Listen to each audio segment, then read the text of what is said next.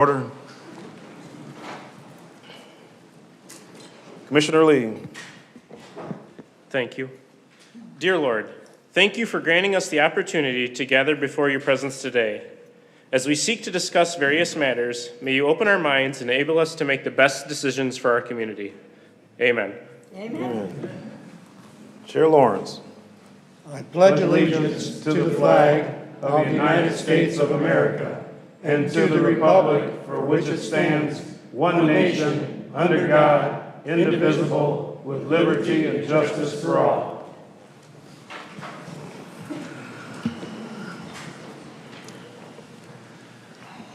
Roll call, please. Commissioner Langley. Here. Commissioner Lawrence. Here. Commissioner Northrup. Yep. Chair Jones. Yep. Commissioner Grice. Here. Commissioner Barrera. Here. Commissioner Marquetti. Here. And Commissioner Lee. Here. Commissioner Grice.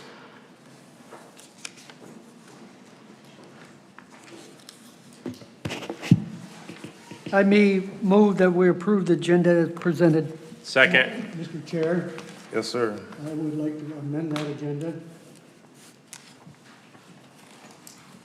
And I would like to amend. You have to it turn your mic on.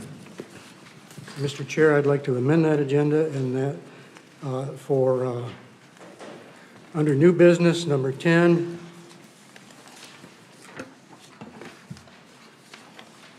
and this will be to discuss the prosecutor's retention and future of our lawyers in Cass County.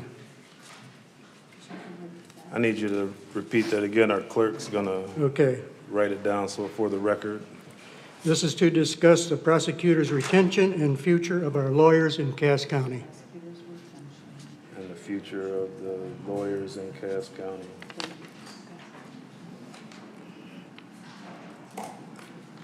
Anybody else? Yeah, I don't. So I'm going to call on my parliamentarian. We had a motion on the floor in a second. He moved to amend it. So what do we need now? Roseanne seconded the first one. Can't he just amend the agenda based on how we do it? That's what I'm asking you. Yeah. That's how we currently do it, right? Yeah. So we had a motion on the floor, support. He amended it. So now we need a second for his Yeah, amendment. So let's just, in this case, a second for the amendment. And I'll second it. All right. Traditionally, we've allowed just the amendment and then gone with it. We can do that. Yeah, we can do that. That's what we I do. mean, in the- Like a slide that had additions and deletions. Yeah. Took that off, not having the Kelly. All right, so we Okay. have, his motion So in this case, then you would vote on the amendment, and then you'd vote on the motion as amended. as amended. All right. So his motion was Jim to amend. Second was Motion to amend. Second was Tom. Motion to amend. All right. All in favor for the amendment, say aye. Aye. Any opposed? So that passes. Now, we need to vote on the agenda as amended. Any discussion? All in favor, say aye. Aye. Any opposed? All right. Motion passes as amended. Public comment. This is for agenda items only. Now that we've added it, you all have 3 minutes. Then after the 3 minutes is up, we will cut the mic.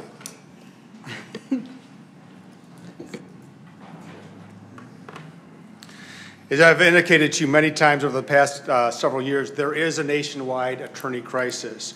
All you need to do is Google the term attorney crisis and you will find a mountain of articles confirming this. And at the core of the problem, it's very simple. We are not paying or offering assistant prosecutors what the market demands. A recent University of Michigan study indicates 85% of Michigan prosecutors' offices are facing recruitment and hiring problems. Similarly, 80% of prosecutors' offices in Michigan say that retaining an attorney is a problem. As you know, we have recently lost a phenomenal attorney in Jason Ronning, a man who is one of the best litigators in the state of Michigan, who loves working in Cass County, wanted to complete his career here in Cass, and would have done so for far less money than he will make in his new job. He is an attorney who makes a difference in Cass County. He makes it safer. It is very, very difficult in this current market to find an attorney of Jason's talent and impact on public safety. And when you find an attorney such as Jason Ronning, you absolutely need to do your darndest to keep him. But when we approached the administrator, we received no help. And when I approached you pleading for help to find a solution, with the exception of Al Northrup and later 2 other commissioners, I got no response from the rest of you. The rest of you ignored the plea from me and my chief assistant prosecutor that you meet with us to supply a solution. The many members of the public who I have spoken to about this issue are particularly shocked at your unwillingness to even meet, let alone provide a solution.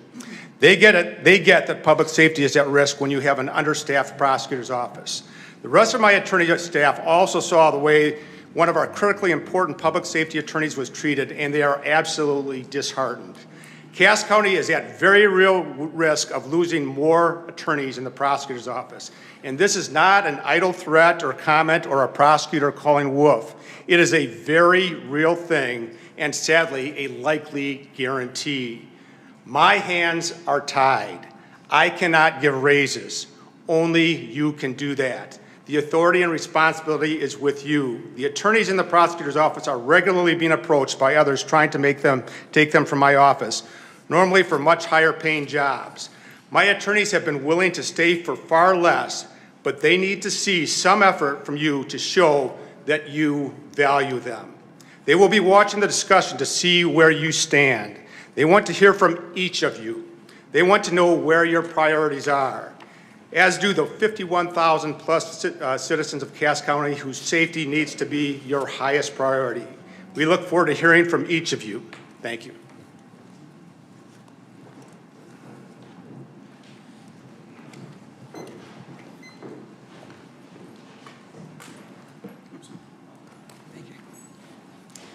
First of all, I want to thank the Sheriff's Department for all the good work that they do, and the deputies, for the commissioners for your service.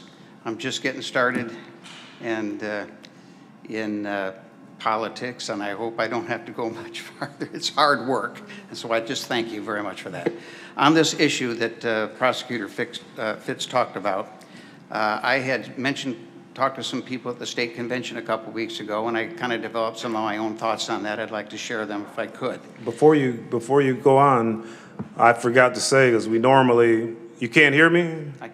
Can you hear me? It's not your fault. All right, so we need to know who you are and if you even live in this county. Very good. My name is Larry Barrett. I'm a precinct delegate from Howard Township. Okay, sir. Thank you. Thank you.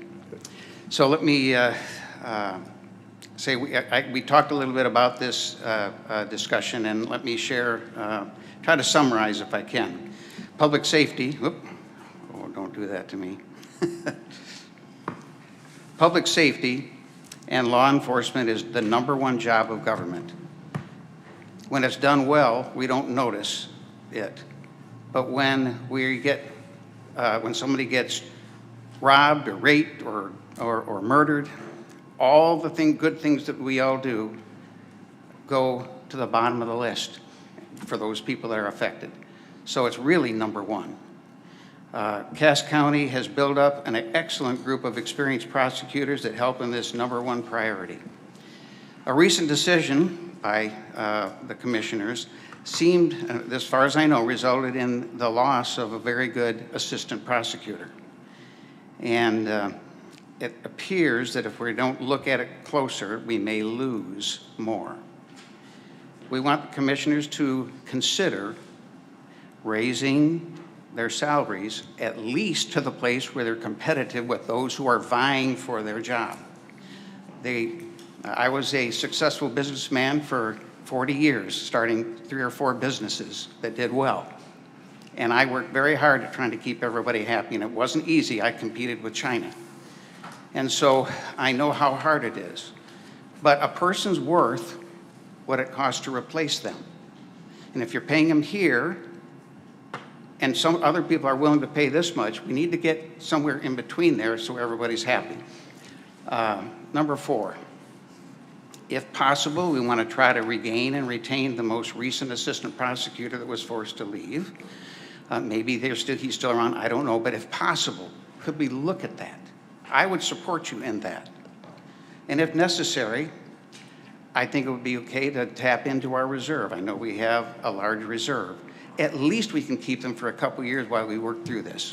I'd support you in that. You got 10 seconds to go, ma'am, Okay. before your 3 minutes are up. I would support you in that, and I just want to thank you for your time, and please reconsider this important issue, because if we don't get good prosecutors, That's your you're going to time, end up sir. with cash money. Thank you very much.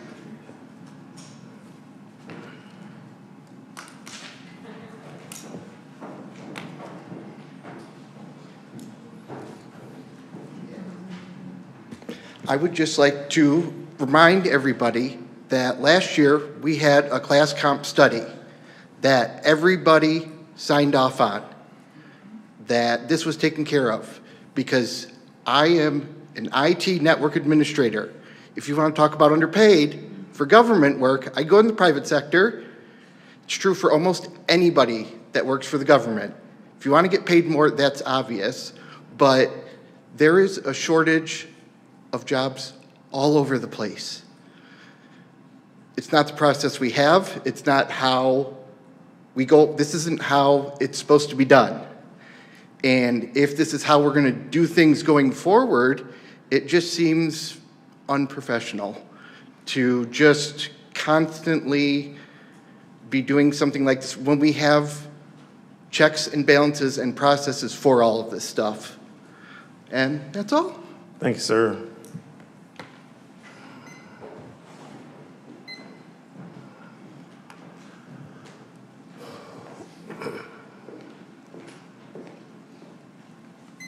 Good afternoon. As you may or likely already know, my name is Jason Ronning. I am Assistant Prosecutor here in Cass County for another month or so. And I want to begin by saying this is not about the money. This is not about a study. This is not about a salary. This is not about any of that. This is about how the people in the prosecutor's office are treated and how the government in this county operates. It's not about the money, because I have been approached 5 separate times by private criminal defense firms that would pay me substantially more money than I would ever make here. And I said no. And if I remember, a particular commissioner at one point 2 years ago said to us, in one of the most insulting things I can ever remember hearing, if you think Victor Fitz is so great, why don't you stay for less money? Well, guess what? I did. I stayed. I stayed and I worked my butt off, and I love every minute of it. I love this county. I love working here. That all changed a few weeks ago when this board had an opportunity to create and implement a retention policy. Everybody was in agreement for it. Everybody was for it because it would help everybody, and it still had safeguards in place to stop any concern about rampant raises being thrown out. There would be multiple reviews. Everybody was on board until suddenly 3 officials were not. 3 officials sent out a memo, and then 7 commissioners abdicated their responsibility to the people of this county and said no. It's not about the money, it's about the treatment. There are, I think, 11 attorneys that live in this county. Why would an attorney want to come and live this county at this point? They're being poached from other offices for more money. When we provide evidence of that, we're told that it's he said, she said. We are not trusted. We're not believed. 20 years ago, when I was first offered the chief assistant position, the very first thing one of my colleagues said to me, and I quote, because I said this to Victor years ago, Cass County is a den of vipers. And I said, no, it can't be that bad. And I came down, and it was pretty bad. I left. I came back a couple years ago. The masks are different, but the knives are the same.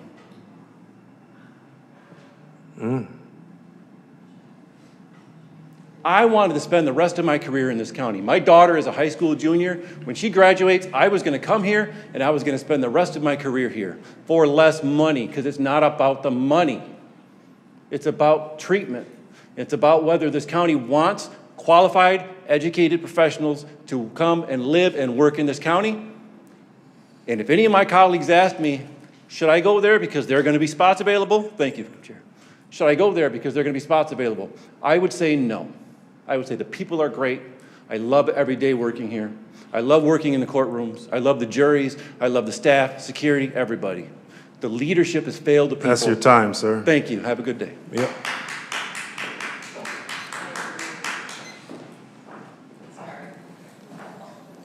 J.D. Glosser, precinct delegate to Wajack. I take a different tack. The market is what the market is.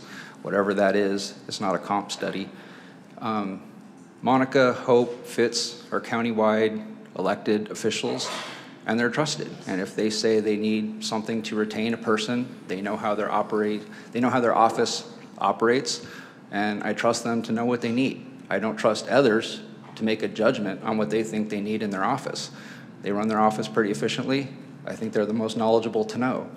Again, the market is what the market is. If salaries go up $50,000 tomorrow, then that's just what happens. If someone gets poached from here, then we have to decide, are we replacing that person? If defense attorneys outclass prosecutors, people can't get justice. That's something that makes common sense. If we have more deputies than we have attorneys, then you basically have a catch and release program because you don't have anyone to do any prosecutions effectively.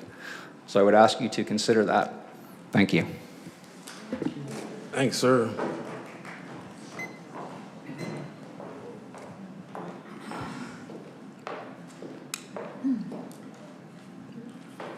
Kenneth Stecker. Do you think I want to be here, up here right now? No, I don't. I have more important things to do, like spending quality time with my family, my beautiful wife, my child. But because you decided to take no action on a very compelling issue that affects this entire community, I decided to speak. Before I accepted the position to work for Prosecuting Attorney Victor Fitz in the Cass County Prosecuting Attorney's Office, an individual who is highly respected in this community, a respected business person, who knew me before I came here, made it clear to me that you're working for a great guy in Cass County. I mentioned to this individual I knew Victor Fitz and that I already knew of his reputation statewide, including being Prosecuting Attorneys Association of Michigan's president, well-respected among his colleagues. This well-respected individual then said something to me that I will never forget. And that was a few people in leadership roles are out to destroy him in his office because they resent him and his success as a good prosecutor. These individuals are petty and jealous of him, and they will do everything in their power to make this happen. Victor Fitz is an outsider to him, or to them. I came here on the job in May of 2024.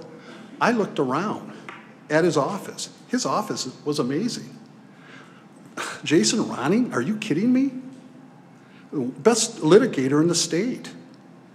And he made me aware of who those individuals were, and some of you are sitting in this room.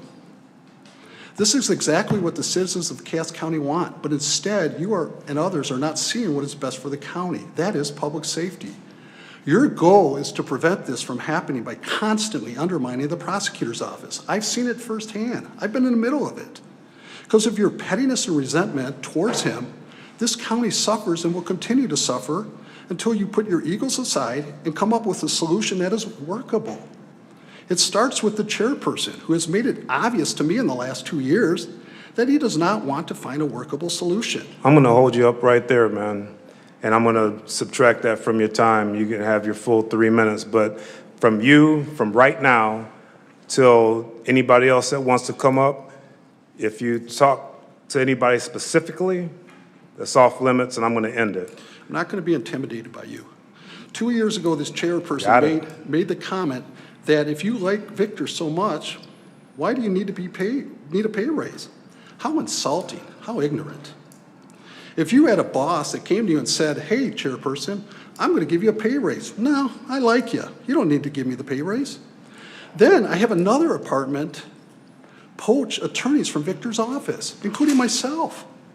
There's a problem there. And what is the solution?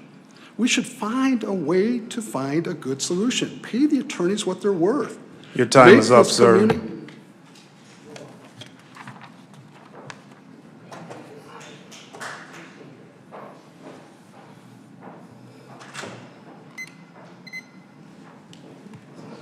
Anybody else? Yep, here he comes. Good evening, Commissioners. My name is All right. Good evening, Commissioners. My name is Nicholas Lebin. My wife and I live right off Spencer Road here in Cassopolis. We are county residents. I am the youngest hire, or the most recent attorney hire in the prosecutor's office. I actually checked today, and it's been 18 months. If you would have asked me, I would have guessed way longer. I have loved working in the prosecutor's office. It is a hard-working group of people who are dedicated to their jobs and who are amazing professionals. The work that Victor has put in to create the office that he has, I think, is amazing. And I can't speak to, litigation outside this county, but I can tell you that Jason Ronning, when you walk by his office during lunch or after hours, he's listening to Court of Appeals cases, he's reading up. This is what he does in his spare time for fun, right? Ken Steck, and you heard him. You heard how he litigates here before you. Put him in front of a jury, he wins cases. Ken Stecker is a nationally recognized expert. I have been to his presentations. I have had the benefit of learning from him personally regarding his knowledge on controlled substances, right? Even if we were to put out positions tomorrow with $50,000 raises, these are not cogs that you can swap in and out of a machine. And to build and get the office to the level that it is and the level that this county expects from its prosecution that we've had for such a long time with Victor holding it together is not going to happen again, all right? Because you need to find someone who fits well with the team, fits well with the community, and the level of legal knowledge and litigation is not going to be able to be found. So I just want to put that all out there and say my 2 cents. Thanks, sir.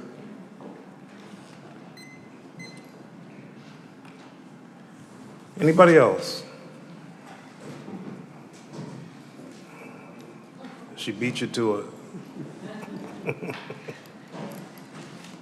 Good evening, Commissioners. My name is Mary Foster. I'm the Chief Assistant Prosecutor for the Cass County Prosecutor's Office. I am also a citizen of this community. I live in Silver Creek Township. I come to you as a very disheartened prosecutor, and I'm very disappointed in the way things have been handled lately in trying to retain attorneys. Most notably Jason Ronning, who I could sing praises about all day long. He is a dedicated, hardworking, talented attorney and extremely experienced. And I say that about all my staff members as well. They are all dedicated, talented, and experienced. I know the value of that. I have sat in the last 2 years and had the privilege of working with all of them in my office, our office, that I have seen their hard work and their dedication for the citizens of this community and for the public safety. And I have also seen job offers come in for every single one of them from other offices, from other law firms, and from other county agencies from within this county and outside this county. And that has happened on several occasions because other employees know the value of these attorneys. And you all need to start acknowledging the value of these attorneys and start doing something about it. Jason Ronning will not be the last attorney to leave this office if nothing is done. So I implore you, when you take a vote and you discuss this today, we are all watching, as is the community. We are all watching to see your positions on this and to see where you are, because this is important to me as a prosecutor, but it's more important to me as a community member. Public safety is one of my #1 things I want my government to do for me. And that is my job, but it is also your job as well. Now, Prosecutor Fitz's hands are tied. He cannot give raises. He cannot give retention bonuses. He cannot keep people. That is all your responsibility because you are the only ones who have the authority to do it. Therefore, if more prosecutors leave this office, that will be on your shoulders, not Prosecutor Fitz's shoulders. It is your responsibility. At this point on, you are now notified that other attorneys are planning on leaving the office. I do want to, before I say any more, I do want to thank some of the commissioners because out of all of you, there have been a few commissioners who have stood by us, and I want to acknowledge that. Commissioner Al Northrup, thank you for your unwavering support in law enforcement and supporting public safety. Commissioner Lawrence, thank you for bringing up this discussion on the agenda. Commissioner Langley, thank you. I know this is not a popular topic. My grandmother used to say, sunlight is the best disinfectant. Well, things should come to light. The public has been in the dark long enough with how things operate with the prosecutor's office. So thank you. I know it took courage to bring this motion. Thank you for all of you for your hard work.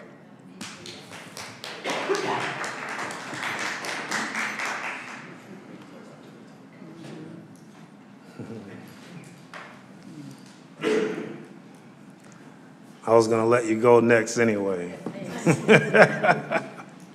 My name's Julie Roberts. I'm from Howard Township, and I'm a delegate. And I'm here as a citizen, not knowing the depth of all this conversation, but frustrated that these parties, these two entities, are not coming together and discussing. And I do understand that there's been a lot of outreach to try to get a hold of people on the commissioner board here, with being unsuccessful.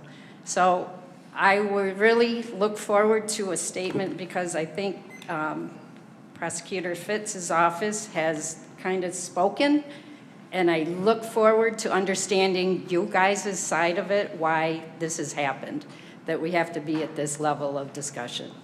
Thank you.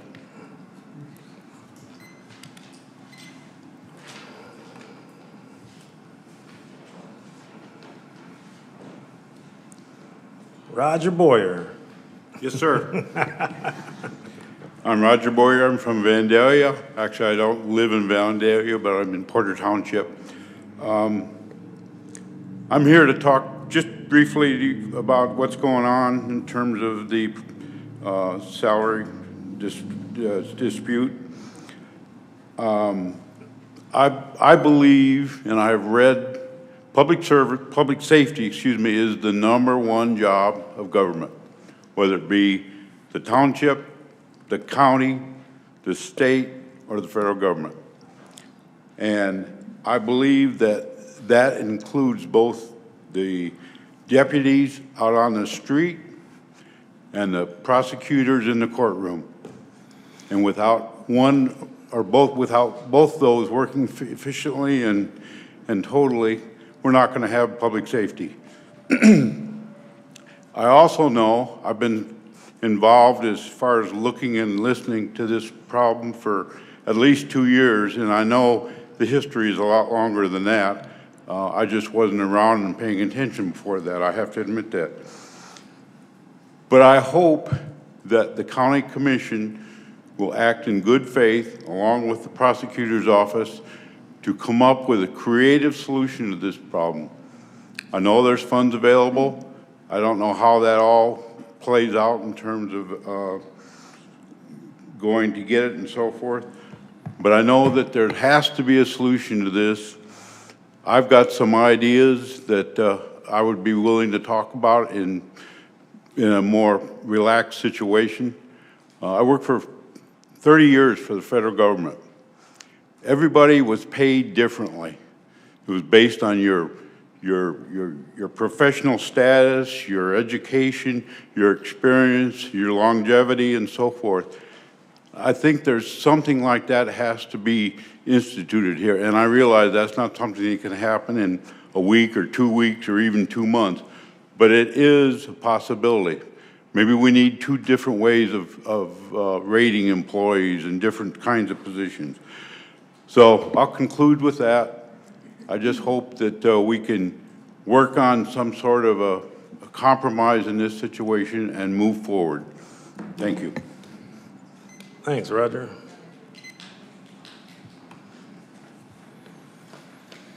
Anybody else? All right, the floor is now closed for public comment.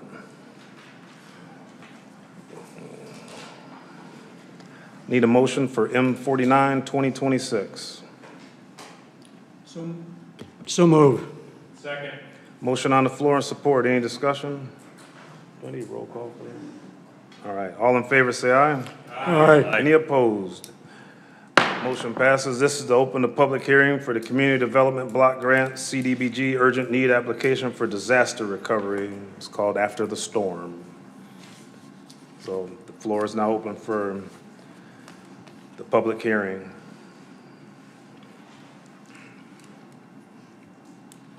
Mr. Chair. Yes, ma'am. Mr. Chair, I move we close the public hearing for the Community Development Block Grant application. Second. Motion on the floor and support. Any discussion? All in favor, say aye. Aye. Any opposed? Motion passes. We'll be talking about that in our new business. All right. H, Commissioner Marquetti has the resolutions. We'll do the resolution honoring Dark Sky Week first, R10 2026. Would you like me to read it? Yes, ma'am. You have the best voice. My pleasure. This is a resolution recognizing International Dark Sky Week, whereas the beauty of a dark sky night is part of our cultural and scientific heritage, which should be protected and preserved.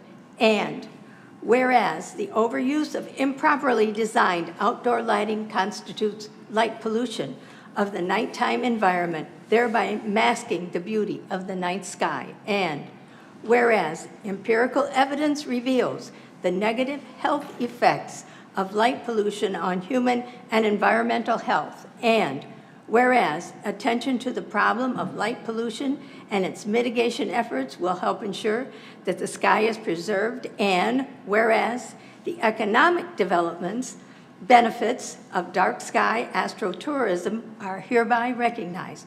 Now, therefore, be it resolved that the Cass County Board of Commissioners endorses International Dark Sky Awareness Week from April 13th to the 20th, 2026 in Cass County, and I move we adopt this resolution, and I'm happy to see Mr. Parrish. Will you accept this resolution? Yeah, hold on, Roseanne. Motion on the floor and support. Roll call, please. Commissioner Lee? Yes. Commissioner Marquetti? Yes. Commissioner Barrera? Yes. Commissioner Grice? Yes. Chair Jones? Yep. Commissioner Northrup? Yes. Commissioner Lawrence? Yes. And Commissioner Langley? Yes. All right. Yes, ma'am.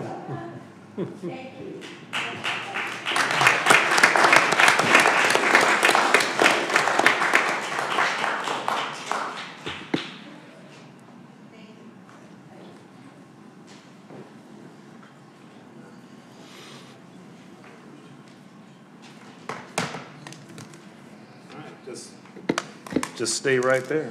Okay. The next one, R11 2026, is a resolution recognizing 911 Telecommunicators Week.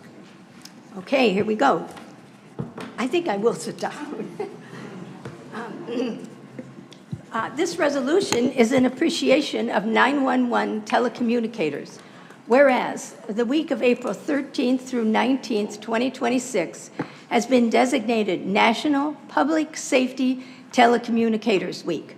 Whereas the number 911 is universally recognized as being dedicated to report emergencies, and whereas the telecommunicator response to calls for help gives the residents of Michigan a quick response to emergency calls for police, fire, and emergency medical services. And whereas the safety of police officers, firefighters, and paramedics is dependent upon the actions of the telecommunicator and the quality and accuracy of the information obtained from citizens who contact 911. And whereas the telecommunicator serves as the first responder and the voice of help, providing direction and comfort for those in crisis to rely on when they call 911. And whereas telecommunicators play a critical role with their public safety partners above and beyond the normal call of duty. And now, therefore, be it resolved, the Cass County Board of Commissioners recognizes all Cass County 911 telecommunicators for the exceptional dedication and professionalism put forth in contributing to making Cass County a safer place to live, work, and visit. And I move we adopt this resolution today. Second. Motion on the floor and support. Any discussion? Roll call, please. Commissioner Marquetti? Yes. Commissioner Barrera? Yes. Commissioner Grice? Yes. Chair Jones? Yes. Commissioner Northrup? Yes. Commissioner Lawrence? Yes. Commissioner Langley? Yes. And Commissioner Lee? Yes. Resolution passes. Yeah, Jen's here. Yeah.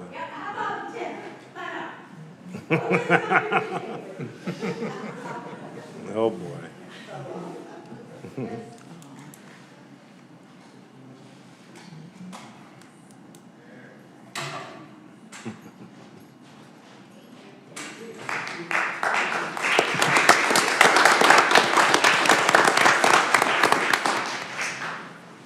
deserved.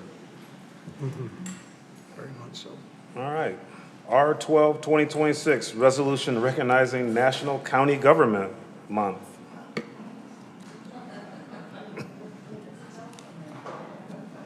It'd be all right. You have that one too, or no? All right. I didn't have to sign a certificate for that one. All right, so we need a motion for that. So move. Second. Motion on the floor and support. Any discussion? Roll call, please. Commissioner Langley? Yes. Commissioner Lawrence? Yes. Chair Jones? Yep. Commissioner Barrera? Yes. Commissioner Northrup? Yes. Commissioner Grice? Yes. And Commissioner Lee? Yes. Resolution passes. You ready, man? We've got our presentation now for our audit for fiscal year 2025 from Yo and Yo. All right, good evening. My name is Alan Panter. I'm a partner at Yo and Yo, and I'm here to present the audit. The materials that you have, I passed out 4 items. You have the bound annual comprehensive financial report.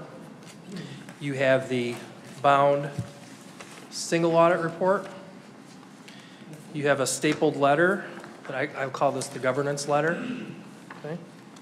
And you have my presentation, which, so you've got these hard copies, and we'll also see my presentation up on the screen there. So those are the materials that we have. The audit went well this year. We were here in November for our preliminary procedures and worked on the audit remotely through January, February, and into March.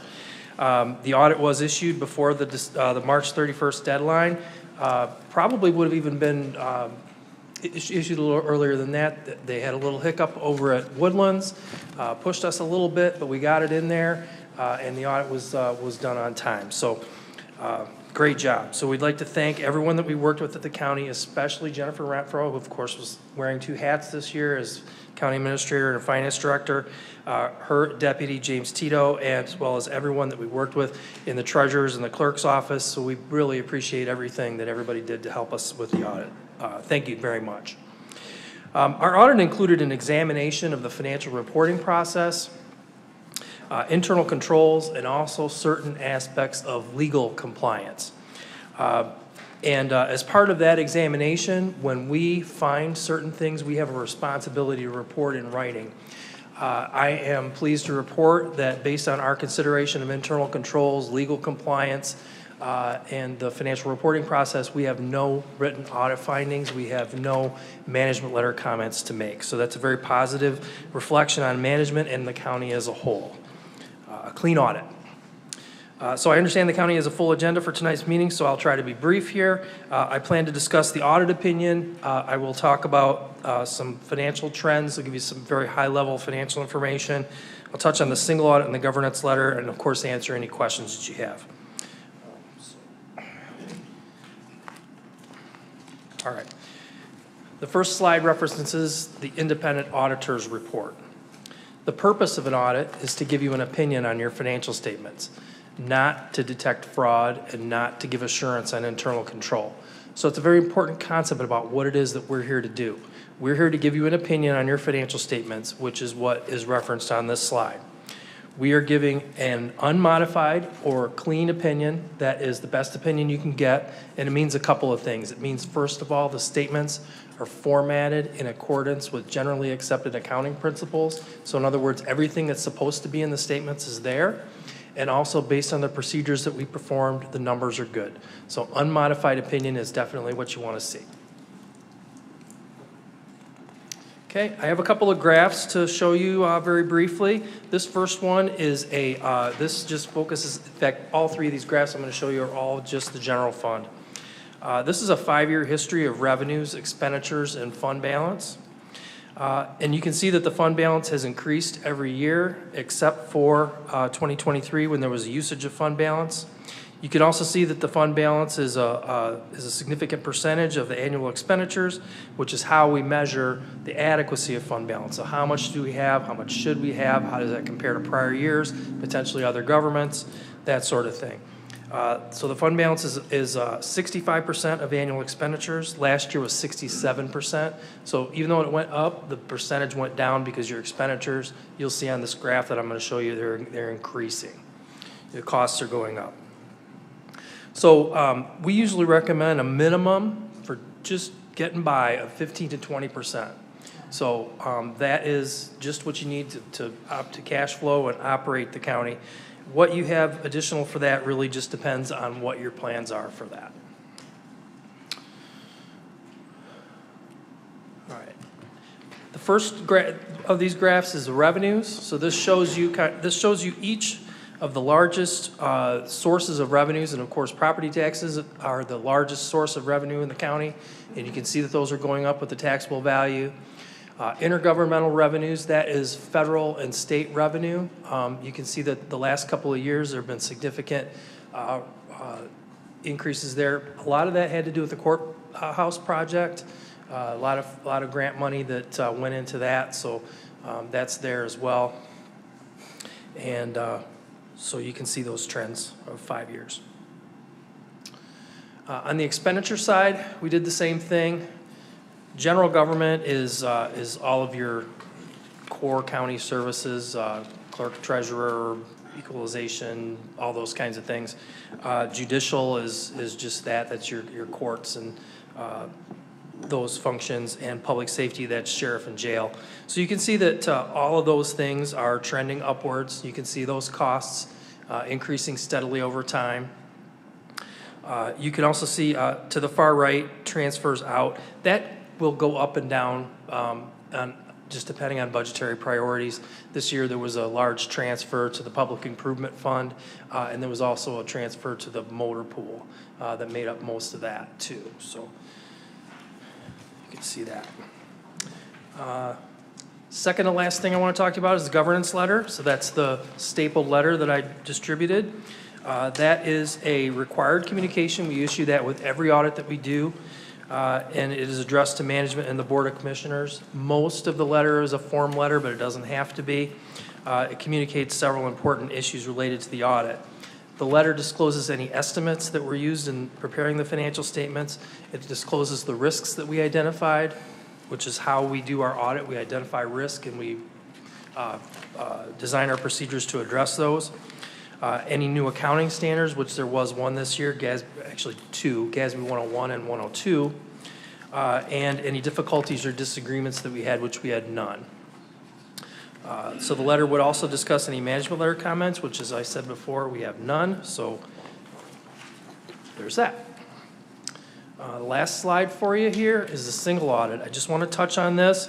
The single audit is a federal program compliance audit, so it's required anytime a non-federal entity,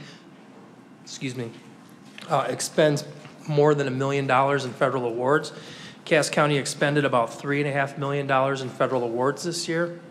Last year was 11, and that had to do with the courthouse. So this year, of course, we select every year based on a risk assessment process. We select certain programs for compliance testing. This year, we selected the Child Support Enforcement Grant and the ARPA grant, so 2 federal programs. We identified no federal compliance issues with either one. So the single audit would also be where we discuss any findings, and there were none of those. So if you have any questions, that's all I have. Anybody got any questions for auditor? You said the most important thing, it was clean. Clean. So, Exactly, yeah. yes. One guy that I talk to all the time about money in a different organization, at the end, he's like, we got money. So that's good. All right, sir. Thank you. Okay. Thank you. Thank you. Thanks, Sam. Appreciate you. You need a motion to accept that? No, not yet. That comes later on. Okay. All right, Vice Chair Lawrence, proposed consent agenda. Mr. Chair, I move that with a one-time roll call vote that we approve M-51-2026, motion to approve March 19th, 2026 meeting minutes. Second. Also, I move to approve M-52-2026, motion to approve claims dated 3/1/2026 to 3/31/2026. Second. Motion on the floor in 2 seconds. Any discussion? Roll call, please. Chair Jones? Yes. Commissioner Barrera? Yes. Commissioner Northrup? Yes. Commissioner Grice? Yes. Commissioner Lee? Yes. Commissioner Marquetti? Yes. Commissioner Langley? Yes. And Commissioner Lawrence? Yes. All right. District 1. I'm gonna say that for later, so nothing at this time. District 2. Well, I had a letter that I was going to have Roseanne read, but I left it at home, so I can't do that. But I just want to bring your attention to Wayne Township. We've been having, we had a chief resign, and so we had to pick another chief. So we chose the chief, and he's been announced, and he's been put in. Oh, good. And that's Jeff Conklin, and he's been with the fire department for a lot of years. And his mom and dad both worked on the Decatur Fire Department. I go way back into the 70s on that. So we're very blessed to have him and appreciate his service. And I'd also like to reach out as well because there are fire departments out there that need firefighters. So if you know anybody that would like to drive a great big red truck, send them over to Wayne Township Fire Department to pick up an application, and they can fill out that application, and they have to be certified within 2 years. They got 2 years to be certified. Township pays for that. So you become educated and trained, and by the time you get done, there's several different ways that you can go as a emergency services person. The one kid I was talking to last night is going to go into EMS. And wow, this is cool. He's 21 years old, just started at the fire department not too long ago. And his goal right now, and I was just so happy to talk to him last night, is to become an EMS service. So we need people like that. And these people that we're talking about here get paid way less for what they do. How would you like to run into a burning building and get paid nothing? Because I did that for 12 years. Serve the community. That's what this is all about, serving the community. And we need people to serve in this community, not just here in Cassopolis, but Dowagiac, Wayne Township, Valenia Township, and I could go on and on and on. So if you know anyone, please tell them. If you want to serve, get out there. You can contact me at any time, and I can point you in the direction that you need to go. If you want to put in an application for firefighter, for EMS service, anything like that. I am going to continue saying this because this is just as important as our law enforcement.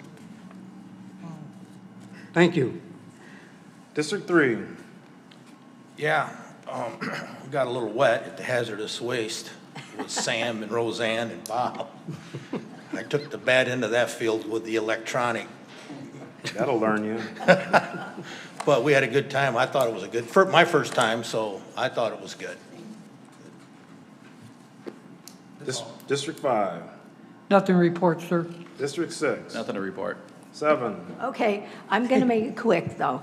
The Opioid Advisory Committee met on March 23rd, and I'm just going to tell you, well, two things. Number one, that we have 57 Narcan dispensary locations throughout the county. And also, there will be a drug take-back day on April 25th at the Sheriff's Department at Marcellus and in Howard Township. NATS met on March 24th, and there are 3 bridges in Cass that are eligible for a bridge review, 1 in Howard and 2 in Ottawa. And then I spoke with Lily Martinez of Michigan Works, and Youth Solutions is working with schools in Cass County, Edwardsburg currently, and they're meeting with the Heritage ISD and Valenia Outcomes in Cassopolis. They hope to initiate, it's called JMG, Jobs for Michigan Graduates. They are also meeting with the Family Court. And if any of you are interested in this program, the Youth Solutions Jobs for Michigan Graduates, if you tell me, I'll give you Lily's number, and you can talk to her, because she'd love to talk to any one of you about it. I helped at the Road Commission with Al, and I wish y'all could have seen Sam, because he had this rain gear on. He was the only one of us that had rain gear. There's a picture floating out on Facebook with that. What? There's a picture I know, out there. and we didn't get him on Facebook. Oh. But at any rate, I'll have a full report on that next month, and then I will also have a full report from the Health Department as well, because I wanted to make this quick. All right, thank you, ma'am. District 8. Nothing at this time. All right. For letter L, under Administrator's Report, the packet's in it's in our packet, and our administrator sends out a monthly report to all of us. So is there any questions for the administrator that the public needs to hear or things to put out? If not, moving on. County partners. We got our... Hey. I just wanted to introduce, go I've ahead. got our new finance director, Rachel Shealy, I forgot here. about that. So I just wanted to bring her in. I don't know Yeah. if everybody, I've tried to get her introduced to everybody, but if you haven't met her yet, please stop by and make sure to welcome her. Good luck. All right, moving on. I'm sorry. Am I missing anybody from County Partners? No. All right. Elected officials. Madam Clerk, as always, you are number one. All right. Prosecutor?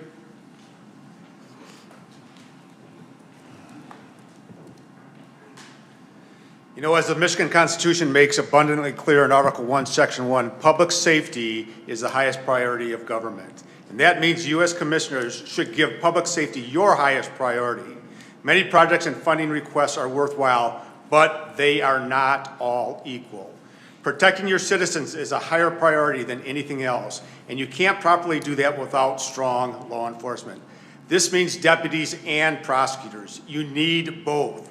Deputies investigate and arrest, assistant prosecutors charge and convict. If you don't have prosecutors, all you have is a catch and release program. 23 years ago, I came to Cass County to make a difference. Before I arrived, there were only 2 assistant prosecutors and plenty of vacancies. They had less than 2 years of combined prosecution experience. One of the young attorneys right out of law school had taken to trial the case of Gary Marchbanks, a diabolical man who had been molesting his own daughter for years. The novice assistant prosecutor did his best, but was clearly outmatched by the veteran defense attorney, and the case came back as a hung jury. It was almost a not guilty. I immediately put an experienced litigator on the case, and an as-charged verdict was achieved, and the defendant went to prison for 19 years as opposed to achieving a not guilty. I will never forget the primary victim telling us that this verdict absolutely changed her life forever. She said, "I can breathe again." A rookie attorney could not get justice for that little girl, but a Jason Ronning or a Ken Stecker or a Mary Foster can. And I have built an experienced attorney staff, which has made a major difference for Cass County, but now it is being systematically dismantled from lack of effort or solution from the administration and the commissioners. In the past 2 years, we have had several shootings and 2 murders in Cass County.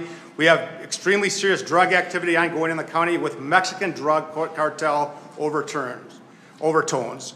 Remember, assistant prosecutors are the individuals tasked with ensuring that murderers, rapists, drug dealers, child molesters, home invaders, and other serious criminals are prosecuted and convicted. And I know without question that the citizens of this county don't want a mediocre prosecutor's office, or even an okay prosecutor's office, or a half-staffed prosecutor's office. Our public wants a superior, highly effective prosecutor's office. But if you don't pay them what they're worth, you will not have that.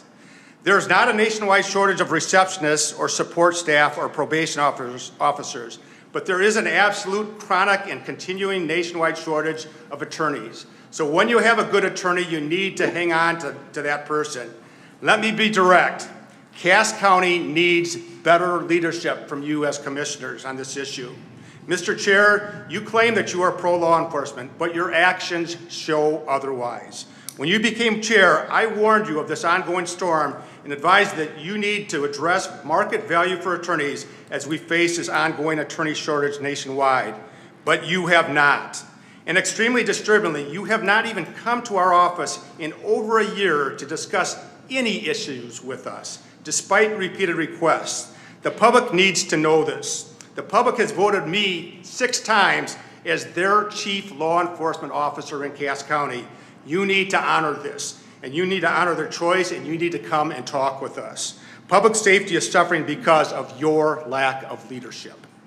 Commissioner Marchetti, you are in a similar vein as the chair. Despite repeated and regular requests, you have not met with me and my chief assistant for approximately 2 years. This is highly unfortunate. You need to work with us to find a solution. The sheriff's office was facing similar personnel challenges with a deputy shortage a year or 2 ago. You as commissioners immediately jumped into action, as you should have, and I applaud you for that. You took the radical step of reopening their contracts, giving them all a 10% raise, paying for their schooling, and now giving them an annual retention bonuses of thousands of dollars a year. You weren't worried about the other unions complaining. You did the right thing and you found a solution. In stark contrast, the chair had the audacity to tell the prosecutor's office to simply get in line. We are still there. You need to do the same thing for the prosecutor's office and find a solution. The citizens of Cass County demand public safety over pet projects. Other projects are not necessarily bad, but what is bad is when you fund those projects and ignore public safety. Priorities need to be established. My hands are tied, but yours are not. You need to do what the citizens of Cass County want you to do.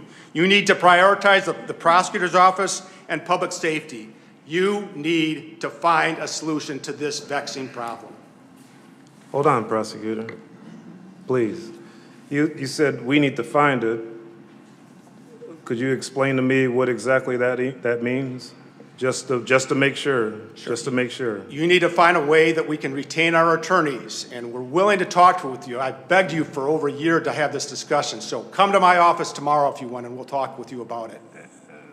Talk about it tonight, because the public wants to hear how you're going to solve this problem, because it's your problem to solve. I don't have the authority to give raises or to make sure that my attorneys are properly compensated or that they're respected. You do. Okay, thank you. Drain Commissioner. No report. All right. Sheriff? Treasurer? And Judge Beeler's not here? No unfinished business. New business, M53 2026, motion to approve the Cass County Conservation District SESC cannabis fee schedule. Mr. Chair. Yes, ma'am. I would like to make that motion. Second. Motion on the floor and support. Any discussion? All in favor say aye. Aye. Any opposed? Motion passes. Number 2, M54 2026, motion to approve Van Buren Cass District Health Department Board of Health bylaw amendment. Mr. Chair. I move Yes. to approve the Van Buren Cass District Health Department Board of Health bylaw amendment. Second. Motion on the floor and support. The discussion here is I'm the chair of that board also, and their agendas for the last 10 years have been vague and it's hard to go through. It doesn't flow like ours do, so I mentioned to them that we need to change it. So that's all this is to change our agenda format to make it flow easier, and we won't be there for hours and hours. It's quick and efficient. All right, any other discussion? All in favor say aye. Aye. Any opposed? Number 3, motion to approve the rescheduling the April 23rd, 2026 Board of Commissioner regular meeting to April 16th. Mr. Chair. Yes. I move that we approve the board meeting from the 23rd to the 16th. Second. Motion on the floor and support. Discussion. Are we still having something on the 23rd though? Or no? All right, nothing at all? All right. Any other discussion? All in favor say aye. Aye. Any opposed? Number 4, R9-2026, resolution adopting tentative plan for 911 service district. Mr. Chair. Yes, ma'am. I would like to make that motion. Second. Motion on the floor and support. Discussion? Roll call, please. Commissioner Barrera, Yes. Commissioner Northrup, Yes. Commissioner Grice, Yes. Commissioner Lee, Yes. Commissioner Marquetti, Yes. Commissioner Langley, Yes. Commissioner Lawrence, Yes. and Chair Jones. Yep. Resolution passes. M 56, 2026, number 5, motion to approve our fiscal year 2025 audit as yo and yo. So moved, Mr. Chair. Second. Motion on the floor and support. Any discussion? All in favor, say aye. Aye. Any opposed? Number 6, M 57, 2026, motion to approve the budget adjustment for the M. Coles Narcotic Task Force grant of $60,000. Mr. Chair. Got it in a second. Grice, and we'll pick RJ. Any discussion? All in favor, say aye. Aye. Any opposed? Number 7, M 58, 2026 is a motion to approve the use of $249,192 from the Barmbardy bequest to partially offset the funding shortfall for the Lawless Park project as previously considered at the March 19th, 2026 meeting. Mr. Chair. Yes, ma'am. I would like to make that motion.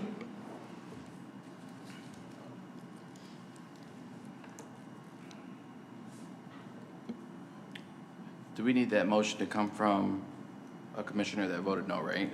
No. We don't? Just to get it on the, just to get it on the agenda. Can anyone support? Yes. Support. Motion on the floor and support. We'll do a roll call for this one, please. Do we need discussion? Oh, yeah, I'm sorry. Discussion, please. Yeah, I'm sorry. Beginning at this meeting, I do have 2 documents that I had administration print off for everyone in front of them. I was hoping I could get these documents out to you guys sooner, but what you're going to find in front of you is the last will and testament from Charles Bombardi, dated 2001. In that second page, section 6, it basically states out that 10% of his estate should be distributed to the Cass County Parks Board, deposited into an escrow fund to be used for the development of Lawless Park according to his existing plan, specifically for the construction of a nature center. And that wording was then looked at in 2014 when this board was asked to release $20,000 of those funds to use at Lawless Park. Our attorney at the time looked at the will and testimony and came back and stated that it is their opinion that including paths, trails, kiosk, information signs, lighting, parking, structures, basically anything that any activity which improves the area for purpose of development in an area which nature can be enjoyed and appreciated. So with that attorney recommendation, this board back in 2014 allowed $20,000 of those funds to be used at Lawless Park. I believe that this discussion here comes down to 2 simple documents. 2001, Mr. Bombardi graciously left $200,000 of his will for the Parks Board to use at Lawless Park. 2014, we tapped into it, and our attorney said we could use it basically for any form of improvement at Lawless Park. It has been 20 years. We have now a project at Lawless Park that we would like to use funding. Should we go another 20 years before we do anything with it, or are we just going to let that money depreciate in value? Thank you. Thank you, sir. Any other discussion? Yep, go ahead. It's my understanding that you guys were going to move ahead with this project without the Bombardi money? We can move forward with or without it. We're still on the hook for the grant. So if we approve that, you could actually give us back $249,000 that we put in there, if you're going to move ahead with it with money you did have. That was not the original motion that was That's approved in not- 2022. We're gonna go with 2022 motion. That language is already set in stone. Well, I asked for some paperwork on this a couple weeks ago. I didn't get anything, so. Oh, I didn't know that. I would have sent it to Any other discussion? Yes. Yep.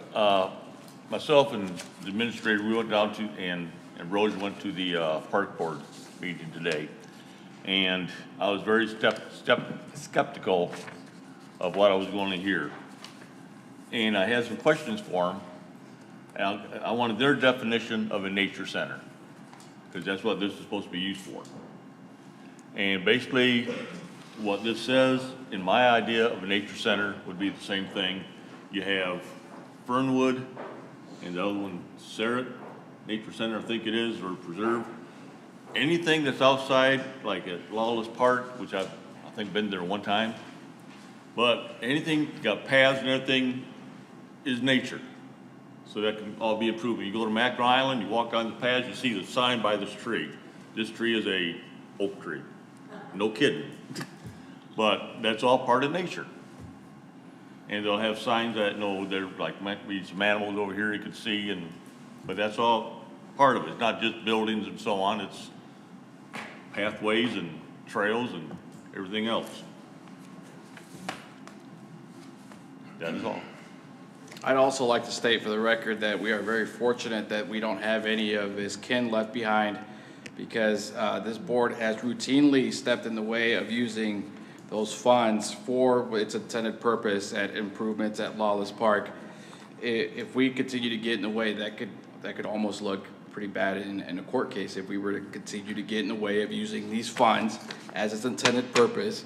For what? Just to leave it in an account to do what? What was $200,000 worth in 2001, and what is $200,000 worth today in 2026? We know the answer. So let's just wait till 2060, 2070. What are we doing? Can I say one more thing? Yeah. Thank you, sir. Yep. Last night, because you know when you go to Facebook, everything is true. It's gospel. Gotta be if it's on Facebook. And there's somebody on there by the name of Anonymous who talked about the nature center, well, Lawless Park, because that money was supposed to be used as nature center, and that's exactly what it's going to be used for. So if Anonymous is listening, there's your answer. I'd like to ask a question if I could, please. Yeah, you got two more. You got two. Yeah. Yeah, you all got right. two. Yeah. Hey, Personally tonight. do you guys have a good sound plan for constructing this and getting it completed? I'm talking like, do you have prints? Do you have? Yes, the Parks Board definitely has a plan on how to use these funds. Go ahead. Yeah, so Parks applied for and got a grant in 2023, so it's coming through the National Park Service. The administrator is a DNR, and we have a consultant that will be administering that, the drawings, et cetera. Basically, everything is so expensive, we're gonna have to shrink this project down without this money. We are moving forward either way, that is correct. But we're trying to leverage those funds with the grant money and with the money already approved by the Board of Commissioners to complete the project as best as we can in this current environment, plain and simple. We're ready to go. Okay. Is any of that money going into the structure? Turn your mic Yes, on. basically, that structure was built by volunteers many moons ago, and it is in desperate need of things. As we brought up at the previous meeting, first and foremost is ADA compliant bathrooms. Has to happen, will be happening. Beyond that, flooring, siding, interior lining, we're gonna actually enclose it in so it can be used more. Parking lots are gonna be paved, et cetera, you know what I mean? It's time. It's time. Any other discussion? Other than, I'd like to just make everybody aware, since the media's here, that this money is only for the parks, and there's nothing else we can do with that Bombardier money. Specifically only for Lawless Park. Specifically only for Lawless Park. So if there's anybody out there that's confused on the internet, on YouTube, or on the media, we can't use this money for anything else other than Lawless Park. That's correct. Yes, sir. So, Mr. Grice. I don't know who to address my comments to. I'm kind of curious, in your 2021 plans, you had a center that I would strongly support. When I was here on the board before, every time we talked about the Bombardier money, it had to be for a building. Now, all of a sudden, it's for trails and paths and signs. I'm just a little concerned with the messages we send. I've got the plan from 2021, and so that's where my hesitant is. It changes all the time, and we don't follow through what we thought we were going to get.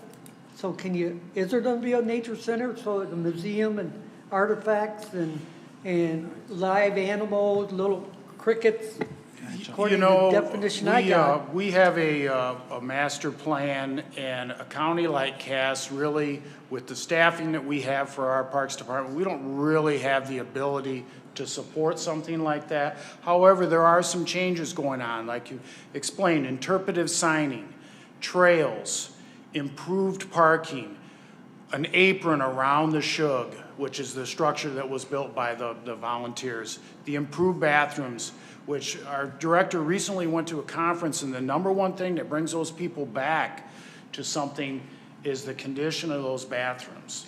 And so National Park Service is not gonna put those monies out there without those improvements. They have to happen. And really, this is, with the dark sky, et cetera, we just really see this as a stepping stone. I think Lawless is gonna really put us on the map a little bit, if you will. You know, I spent 13 years in Kalamazoo County, and Kalamazoo County was able to get their Parks Department to be self-sufficient, which I had talked with Commissioner Marchetti about that. You know, that's a grandiose plan, but it takes a lot of pieces to that puzzle. But believe it or not, this dark sky really is a step up. As far as the verbiage about paths, trails, kiosk, all that, that comes from the county attorney in 2014, but he basically sums it up, which says, any activity which improves the area for purposes of developing an area in which nature can be enjoyed and appreciated. Any activity. Mr. Chair? Yeah, I would like to kind of piggyback on what Mr. Van Bell said. And we have this dark sky park. There's no place else to go but up. You know, I mean, he talked about making the park self-sufficient. We have 3 gems in this county. One of them, we have 3 gem parks. One of them is Lawless. We have to do this. We just did the resolution for dark sky. We did. Thank you for reminding. All right, anybody else? That's a motion. Still do a roll call, please. Okay, roll call vote. Commissioner Northrup? I can't, no. Commissioner Grice? No. Commissioner Lee? Yes. Commissioner Marchetti? Yes. Commissioner Langley? Yes. Commissioner Lawrence? I'm going to say I have to abstain from this because I'm undetermined. You can't abstain. Can't? No. No. Okay. Chair Jones? Yes. And Commissioner Barrera? Yes. All right, I have 3 noes and 5 yeses. All right. Motion passes. All right. Number 8, R13, 2026, resolution to approve the deficit elimination plan for the Historical Commission Fund and authorize submission to the Michigan Department of Treasury. Mr. Chair? Yes, ma'am. Yes, I would like to approve that resolution, please. Second. Motion on the floor and support. Any discussion? Roll call, please. Commissioner Grice? Yes. Commissioner Lee? Yes. Commissioner Marchetti? Yes. Commissioner Langley? Yes. Commissioner Lawrence? Yes. Chair Jones? Yes. Commissioner Barrera? Yes. And Commissioner Northrup? Yes. Resolution passes. Number 9, resolution authorizing submission of CDBG urgent need application for disaster recovery after the storm and designating the county administrator as authorized official. Mr. Chair? Yes, ma'am. Yes, I would like to move to approve this resolution. Second. Motion on the floor and support. Any discussion? Roll call. Commissioner Lee? Yes. Commissioner Marchetti? Yes. Commissioner Langley? Yes. Commissioner Lawrence? Yes. Chair Jones? Yes. Commissioner Barrera? Yes. Commissioner Northrup? Yes. And Commissioner Grice? Yes. Resolution passes. Number 10, Prosecutor's Office. Commissioner Lawrence, you have the floor. All right, thank you. Appreciate that, Mr. Chair. As we've already seen, there's a lot of discussion on the prosecutor's office. One thing I would like to make clear out here as well is that there are a lot of people out here that we're lacking, and skilled trades is one of them. I'm a skilled tradesman. And that's a big issue that's lacking. It takes 4 to 5 years to train a skilled tradesman. And they weren't raising the funds on them either, until they decided they could not hire anybody. And before I left American Axle, I got a $7 an hour raise. So that's kind of what's going on, and the thought process that you have to do here. What are we going to do with these prosecutors if we have to train them? So now I'm going to open the floor, and I'm going to ask Mr. Al here if he would. Yeah, I believe this has went way by toxic in my book. Now, I don't know anything about hiring, retaining, or even anything about attorneys. I come from the private sector.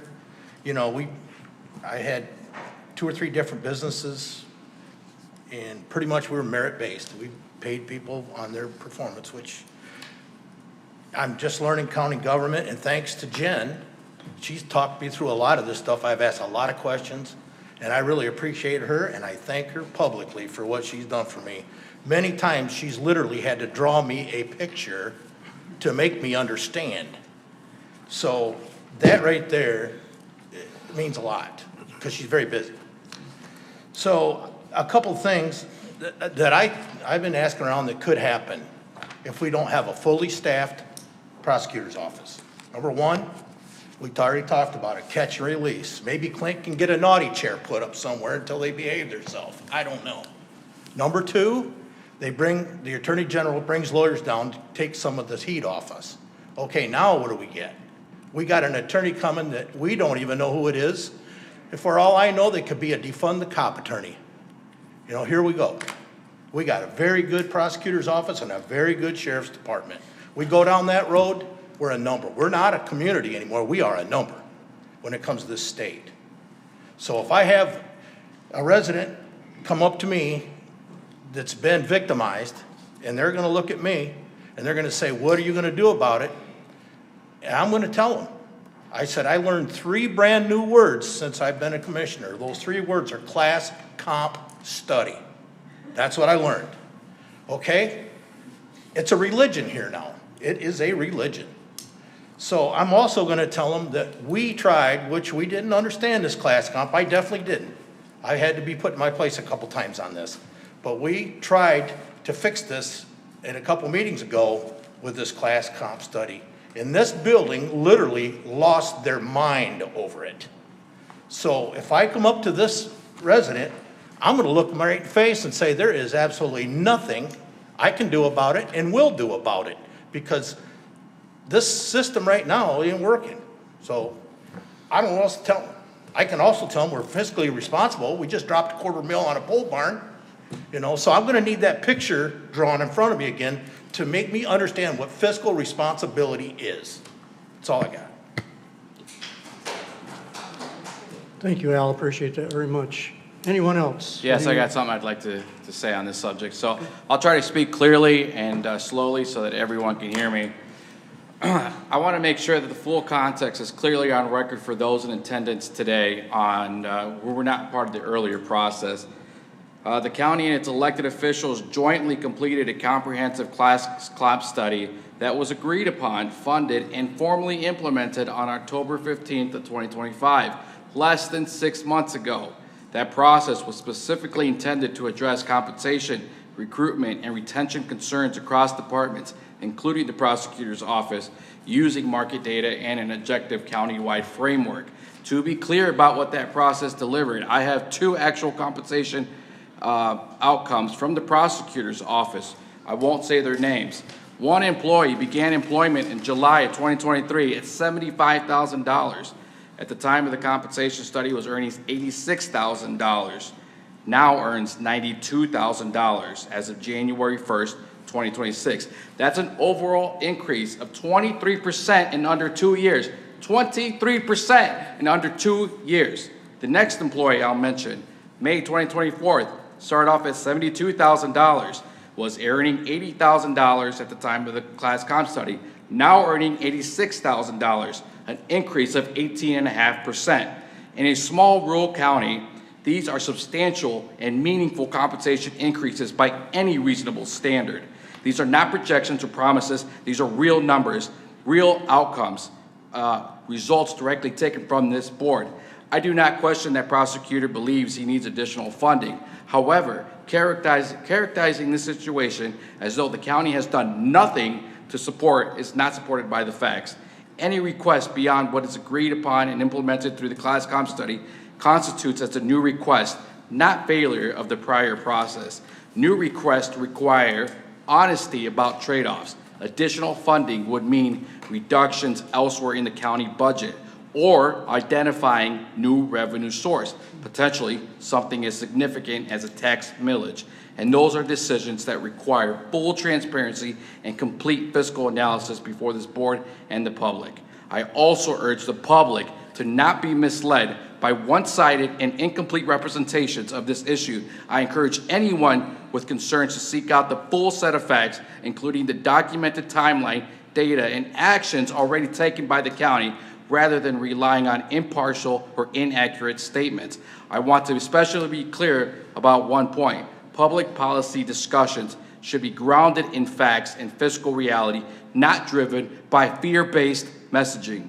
Suggesting that the public is at immediate risk without full context may generate attention, but it does not lead to sound or reasonable decision-making. And for the record, Mr. Ronning, you stated that this issue is not about compensation, but about a perceived lack of the support of the prosecutor's office. I respectfully disagree with that characterization. This board has supported the prosecutor's office in every way available to us within the confines of our county budget. Support does not equate unlimited funding, nor does it mean prioritizing one elected office at the expense of all taxpayers. Finally, during my time here, less than 4 years, the prosecutor's office has requested additional funding multiple occasions. At some point, we must ask whether repeatedly returning to taxpayers with the same request is sustainable or appropriate, and where this cycle is expected to end.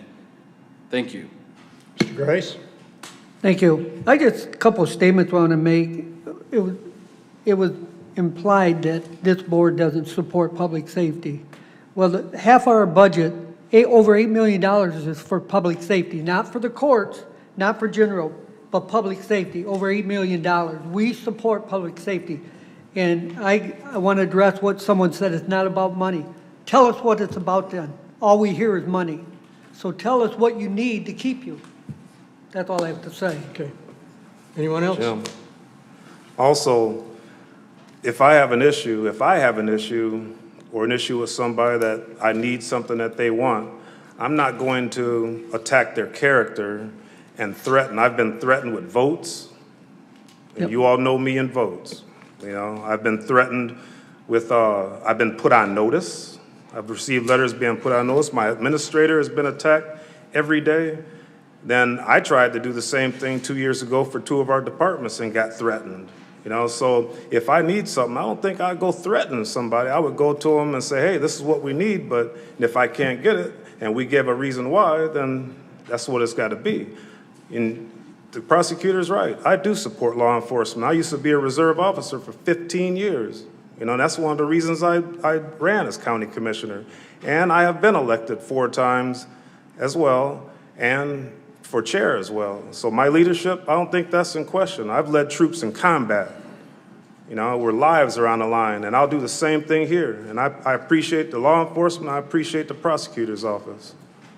Back to you. Okay, thank you.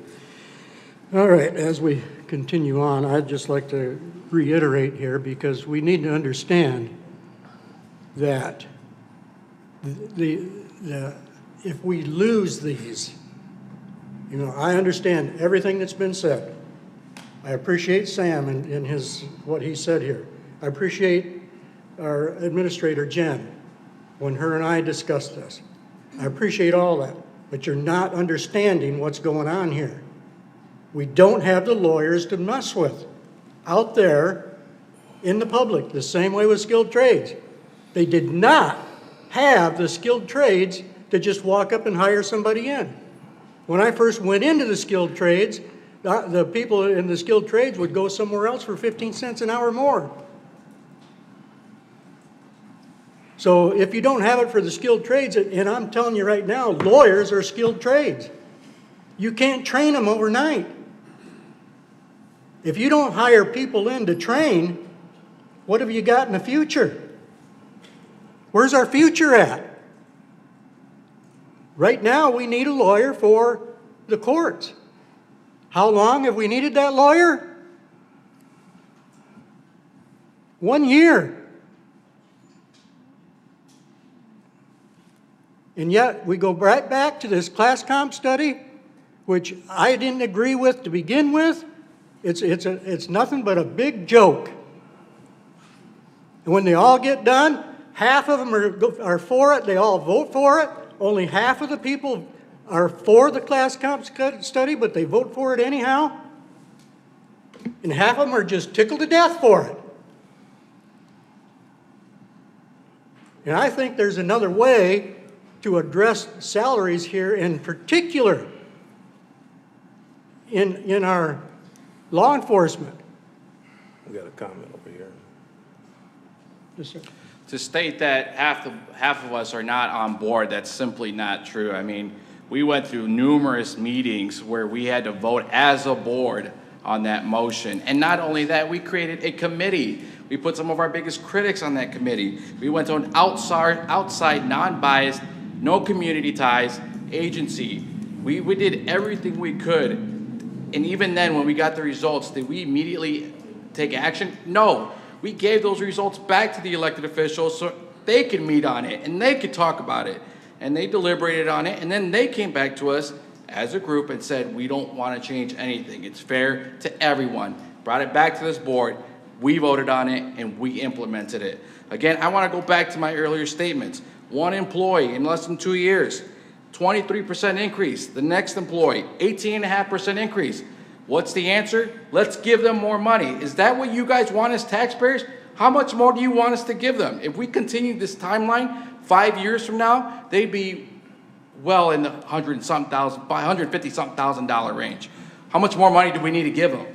I'm not stating that we're not dealing with a nationwide crisis, because we are. We are Cass County. What should we do with our budget to solve this issue? Do you guys want a tax millage? How do we solve this issue? We've already given them a substantial increase. I mean, I work as a data analyst. I don't get 18% increase in 2 years. I barely get 2.5% increase every year. What else do we need to do? I fought for our country and only got 3%. I'm not going to talk about money. I don't want to talk about the money. This issue, I'm going to go to a resident and I say, well, they're gone. We have no prosecutors. Do they think they care about a class comp study if they are a victim? This is not about money right now. This is about how this whole county is going to perceive this. So that's what, I mean, if I tell them, I say, you know, sorry about your luck, but we got this class comp study. We can't budget. We can't move. Oh. What's a class comp study? So class comp study is when, I'll do my best to explain it and somebody else could probably help out, but it's basically we hire an outside agency who's going to come in and look at the jobs and the job titles and the responsibilities of the job titles, and then look at those in comparison to like-sized counties, and then do an analysis on it to be able to say where we're at in compensation. Now, when we discussed this initially, we didn't know what the results were going to be. We didn't know who was going to be on the winning end of that argument, but we all agreed that we were going to go into it together, and no matter what the results were, we were going to agree on it. We went through it, we got the results, they were pretty much in line with some adjustments. We made the necessary adjustments when we implemented it less than 6 months ago, and now here we are again talking about money. So if the class comp study that's doing a factual analysis by data-driven decisions isn't the right answer, I believe fear-based decision-making isn't the right answer. What is the right answer? We're going to talk as a board up here first, Yeah. man. We'll call on you if we need you. And I'm not trying to do what Stecker said as intimidate you. I'm just waiting until it's the right time. Okay, I'd like to say something. Do I want to lose the prosecutor? Absolutely not. I've heard today that... No. You won't. I don't want to lose any prosecutors because public safety is number one. The thing is, I heard today that we have some attorneys that have been here longer than these two that get paid less money. Well, in my mind, experience means a lot. You have one with, I think, 18 or 19 years experience, the other's got 35 years. And to me, a man is worthy of his hire. And do I have a solution for it? No, I'd like to listen to what Roger has to say, and we'll get together sometime so you can just over coffee and donuts. But I don't know what the solution is. Would it be more money? Probably so. How much? Who knows? But if a guy has been here that long, well, I mean, if a person has that kind of experience, I think they should be at the higher end of the pay scale. And do I like the class comp study? Not a bit. I would never vote for one, because I think your raises will be based on merit. And I came from a private company. If the company made money, you got raises. The county, if they don't make money, don't give out any raises. But you can't do that, county government. But I'd rather see something based on merit. If you do a great job, you get more money. If you don't do a good job, guess what? You don't get anything. Plain and simple. Also, when you're needed, because like I said, in the skilled trades department, they were needed. That's why their wages went up substantially. I went from $25 an hour to $40 an hour before I retired. Mr. Chair, can I speak? Yes, please. So first of all, I'd like to point out, just so the board knows, I want to hear everybody's opinion, but 2 times, 10 minutes each time is the way that we have to speak. Just pointing that out. Okay. Thank you, sir. Thank you. Okay, I do have some thoughts on this matter I would like to point out. When that class comp study came up, I was the only commissioner who voted against it. I was the only one. Now, I have toiled for the past 2 weeks thinking about this. I've asked for data. I've gotten the data. I asked for honest data from the administration office. I have gone through it. I have contacted the other counties that were pulled in this, or asked to have those contacted, to have the pay compared. What is the actual comparison? We are dead even with all these other, there's 5 other counties. We are dead even. Okay, as far as pay. As far as our assistant prosecutors, we have 4 positions. 2 of the other counties in this have 4. The other 3 have 3 prosecutors. All of those other counties are fully staffed except 1 who has 1 prosecutor missing. That tells me that our pay is fair. I will say this, after going through the numbers extensively with our, like the prosecutor numbers, our assistant prosecutor numbers, I do think we should look more into the lower paid prosecutors. They are wonderful people and they do an amazing job. But I do think the other 2 are at a good pay. That's just my thoughts. I have torn apart these numbers. I've talked to people. I've tried to get to the community to get an honest reaction, not a biased one, an honest one. So I will continue to look at those numbers. That is my current stance. Okay. Thank you. Anyone else? That's it. Everybody's had twice, except for Roseanne. Okay, yes. And Victor, I did talk to you. I didn't meet with you and Mary, as you suggested. I admit that. But I did talk to you about a month or so, no, about 2 weeks ago. I said to you, I'd like to talk to you at a meeting, and I told you that I wasn't able to meet with you. I have an extremely busy schedule, and there was just no way that I was able to. I look at what Alan Panner said, and in 2025, we spent over $8 million on public safety.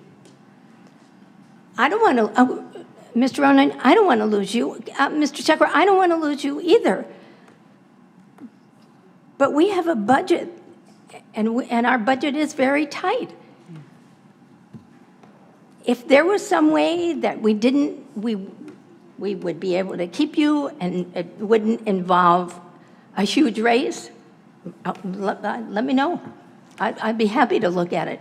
But for me, it's the money. You know, you can say it's not the money, but I am responsible to the taxpayers. And I don't want to lose you either. I know you're excellent. I'm well aware of it. Okay, last comment from me, and then we'll close this, and I'll just say that we need to look into the Mr. future. Lawrence, I don't get to. I'd like to, point of information, you've already spoken more than twice. Okay. Sorry. You're all right, thank you. All right, Okay. I got it now. All right. Whew, we're going to cautiously go into public comment. You have 3 minutes. Good evening. My name is Melissa McKay. I am the complainant in matter COMPL AE 25000014 concerning the building code administration in the village of Cassopolis. I want to make this commission aware that on April 8th, the Michigan Construction Code Commission voted unanimously to place the village of Cassopolis on a performance review under the Department of Licensing and Regulatory Affairs. This action was based on documented concerns I submitted, including significant inconsistent permit fee calculations on the same project, evidence of required inspections not being conducted or documented, questions regarding consistency and legality of enforced practices. These issues are not minor. They directly impact public safety, accountability, and law administration of the construction code. My purpose in addressing you today is to ensure that the county is aware of this deployment and to encourage oversight and transparency as this performance review proceeds. These issues, are going to could potentially pose public liability.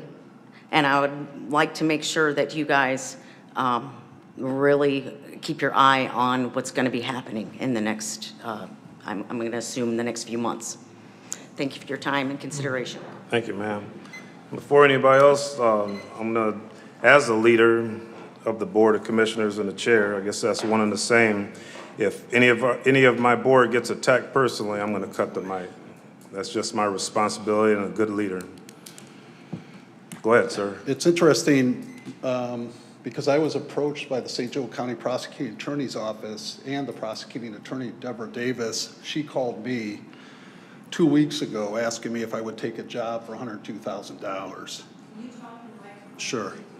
It's funny that you bring that up because 2 weeks ago I was approached by prosecuting attorney Deborah Davis, who asked me, because they're shorthanded and they're desperate, if I would take a position for $102,000.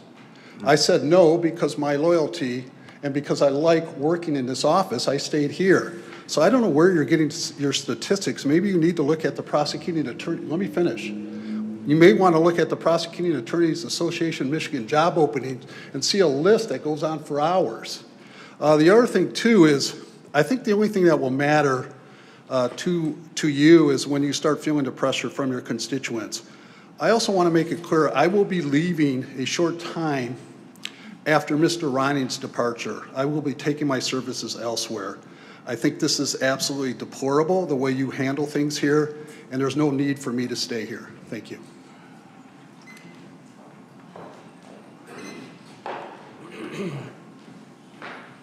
You just heard from an attorney who's got 35 years experience. He's a nationwide leader in drunk driving and opiates. He's had over 100 jury trials. And when we brought him in here, we had the opportunity to put him at the top of the pay grade, but we didn't. So a guy that's got that experience, 35 years, He comes in and he's put it in the mid-70s, mid to low 70s dollars. That was an absolute insult to him. Now, let's look at what the class comp study did for him, because, you know, we can't mix apples and oranges, Commissioner Barrera, in regard to this. When individuals are here, they get raises periodically. Everybody does. That has nothing to do with the class comp study, and you're incorporating that into your stats, which that is deceiving, Mr. Barrera. This is my time. This is my time, and I. Point of order. Point done. of order, please. We're done. Nobody attack anybody, please, on all Yes, sides. sir. That's my request. Making comments in opposition is not an attack. Push your button. Making comments about other public officials is not an attack or a threat. I'm not threatening anybody physically. I'm not attacking Mr. Barrera. I'm responding to his comments, and I've got the right to do that, and I retain the time that I lost having to respond to this.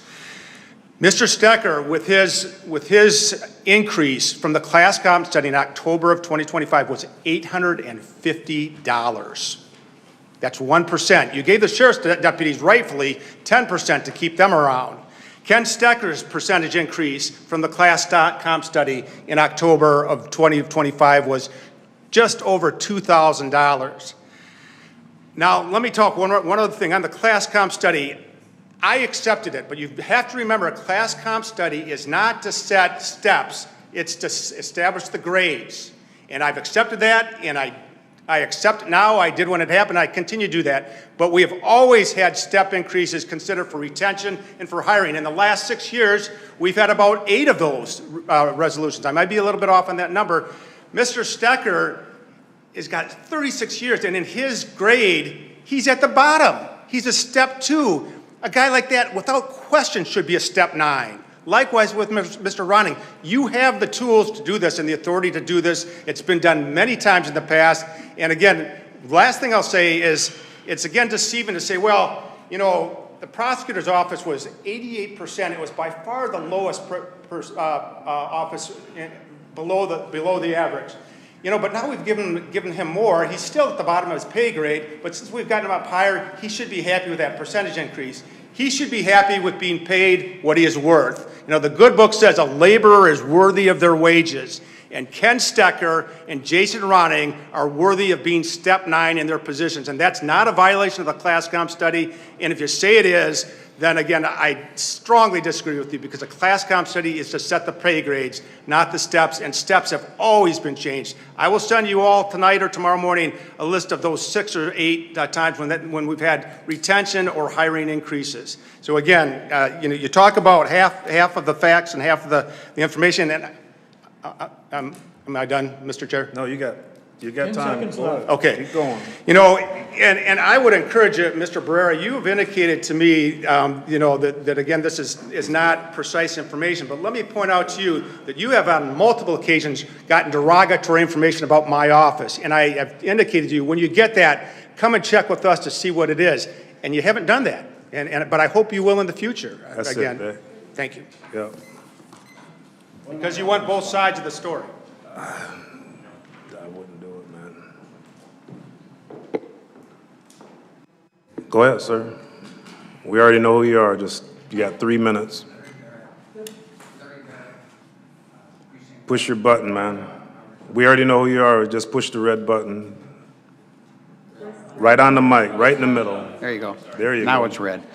Okay, I just wanted to say I appreciate all of your comments.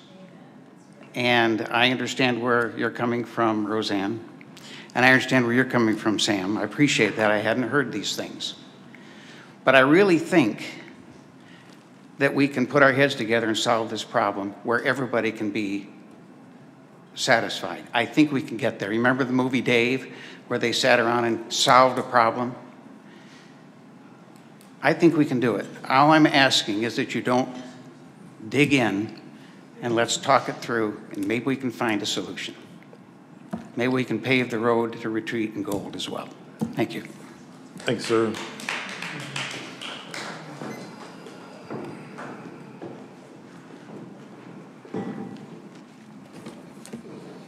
Good evening, Commissioners. My name is Robin Burpee, and I came down here today lickety-split from Kalamazoo County. I live in St. Joe County, but I spent some time over in Lansing yesterday. And I decided that I needed to come and tell you about it before you saw it on the evening news.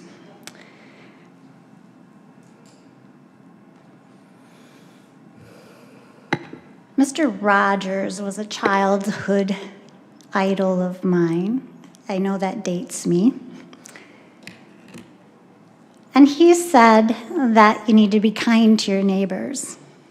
He also said that you needed to be a helper. And I'm here tonight as a helper. And I've been actually going all over Southwest Michigan trying to help people. At a recent Comstock Township meeting that I went to, Bauckham, Thal, Sieber, Kaufman, and Koches did a nice little presentations on ethics and governance, and I'm going to leave that with you. Even though it specifically says township, I think that it also is applicable to the county commissioners. And I can also say that it's also applicable to the State of Michigan Construction Commission, because they did a training at their meeting yesterday, and we talked about the ethics of governance. I don't know who I can get that to, but Just leave it right there and we'll get it. Just say again, do you live here in Cass County? doesn't matter. I'm just asking. I lived in St. Joe County. I said that about 3 minutes ago. No, I'm not 3 minutes. 3 minutes ago? In the state of Michigan, county commissioners serve as legislative and executive gatekeepers for their representatives. Constituents' representation and services are of the highest regard on that. And I want to leave that with you as well. And I've highlighted a couple things with sticky notes, so if everybody could get a copy, I'd appreciate it. So yesterday, after 5.5 hours sitting in the conference meeting at the Licensing and Regulatory Affairs Commission meeting for the Construction Commission, and they voted unanimously to approve the request by the Bureau. The request by the Bureau of Licensing in the state of Michigan to proceed with a performance review of the city of Cassopolis.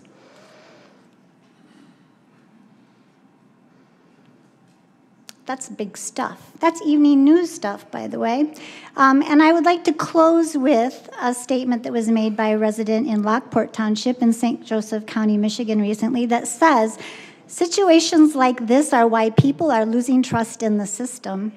When legal power... That's your time, ma'am.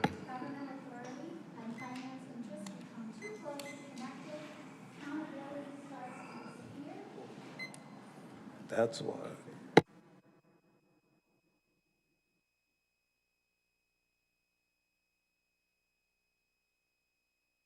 You got to push the button in the middle again. Yeah. I come in peace. Earlier, I got a little emotional, and there's a reason for that. And as I indicated, it's because I wanted to spend the rest of my career here, and it was not an easy decision. When I first came to this county as a baby attorney, as a defense attorney, this was a courtroom. And I spent years working under different courtrooms, different judges. And what I've seen in the years since I've come back, and I think deserves recognition, is the departments that I interact with on a regular basis. The Sheriff's Department has done an incredible job of reforming what was a shell of the Sheriff's Department. When I heard the sheriff was going to bring back Tim Schur as the undersheriff, I was ecstatic. Terrific people, doing a terrific job. Promoted detectives that are amazing, that we've been working hand in glove with the detectives, solving very serious crimes. The clerk's office handling jurors has done an exceptional job. The IT department is an absolute crown jewel. They are terrific, and they deserve recognition. My second speech here was supposed to be a thank you, and it is a thank you for the opportunity. But I do want to reiterate, and I know it is hard to believe, it is not about the money. Because when I was receiving offers, when you want to talk about percentages, I was receiving at least 3 of those 5 offers were for over 100% increase, double what I'm making here. And I said no. And I was going to stay here for the exact same amount of money that I was making 6 months ago, with no increases aside from the average 3% or whatever step increases. I chose not to, only because I had had enough of how the infighting, disrespect, and whatever personal grievances people have with our office that have gotten in the way of the pursuit of actual justice for the citizens. My personal interactions with everybody here has always been positive, and I have no complaints. But, and you know what I'm talking about, the mean girls type behavior of how it's being governed is a disservice to everybody in this community. You have a terrific sheriff's department, terrific deputies, terrific IT, all of it. But for some reason, the prosecutor's office has always been an outcast office. And it's personal. It's not professional. I know this because professionally, this office is the strongest and most experienced and best prosecutor's office I have ever encountered in over 60 counties and 2 federal districts that I practiced in. I am sad that it's being broken apart. I hope it continues, and I hope you are able to find a solution. Thank you for the opportunity. Thank you. Hey, thank you for your service.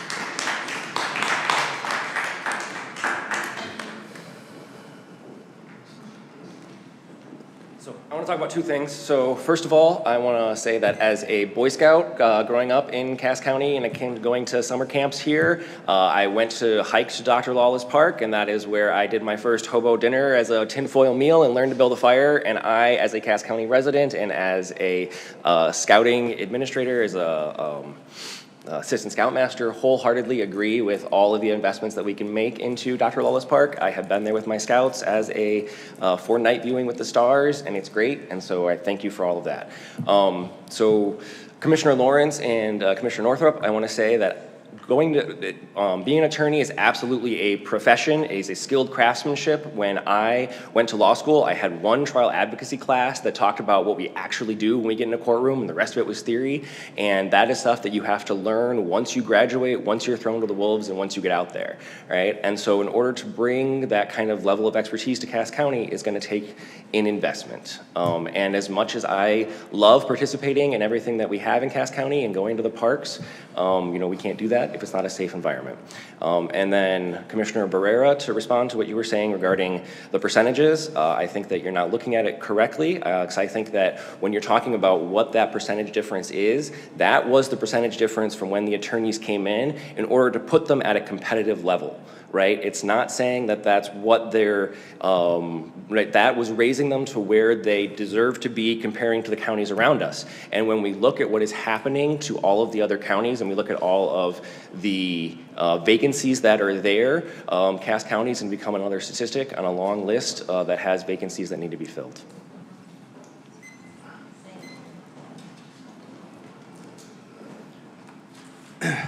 Hello, I made a couple notes.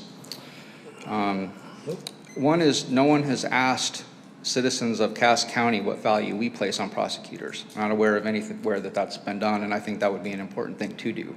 How much do we want to pay? How much do we value them? It's our tax money. The market's not fair. So what? The market is what the market is, and it changes quickly. So I appreciate numbers, I appreciate the study, but data and people aren't the same. The market is what the market is. I'm informed, if this isn't true, please correct me, but I'm informed that there's a position in the judge's office that hasn't been filled for over a year. If that's true, then it tells you the compensation is inadequate. Any job that goes unfulfilled for a year speaks volumes about whatever that compensation package is. I do need to remind the chair that the Michigan 6th District Court has upheld that you cannot ban anyone or shut anyone down from either direct or harsh criticism directed at any of the officials. That's allowed protected speech. Thank you.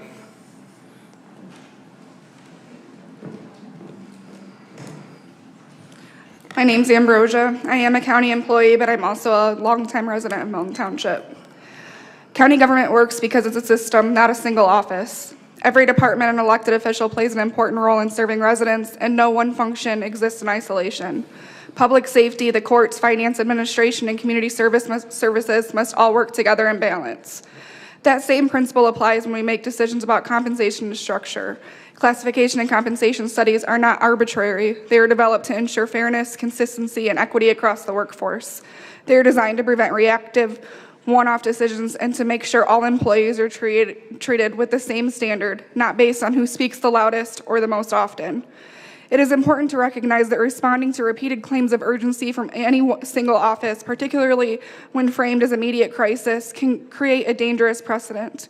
If the county were to adjust policies or compensation each time one department raises alarm, it would undermine the responsible stewardship of county tax dollars. More importantly, it has real consequences for the workforce. When employees see exceptions made outside the established processes, it impacts morale, erodes trust, and creates a perception that fairness is not negotiable, or that fairness is negotiable.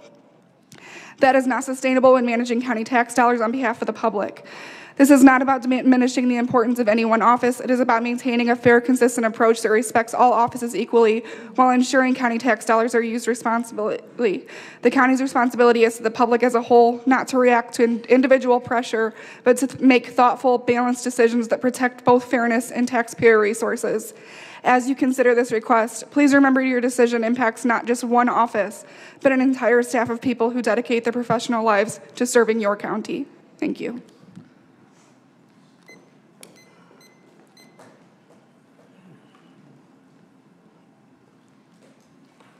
Hi, can you hear me? Yeah? My name is Aiden Chassie Trainer. I'm assistant prosecutor. I also live in this county. It's going to be real quick. I do want to just say thank you for putting this discussion on today and talk a little bit about it. But I would like for you guys to consider talking about it outside of this also and talk with our office about what can be done, but also maybe other offices too. The prior individual that spoke, this type of issue, it's an issue not just for us, but it's an issue for retaining and others as well. And I guess I would just ask that there be this professional respect and professional manner in speaking about this and discussing about it. Even if you don't agree, even if you don't want to talk about it, at least come to the table and tell us why and talk to us in a professional manner and just be professional, because I think everybody deserves the professional courtesy of that. And I just ask that please be respectful and professional when engaging. Thank you. Yes, ma'am, I agree.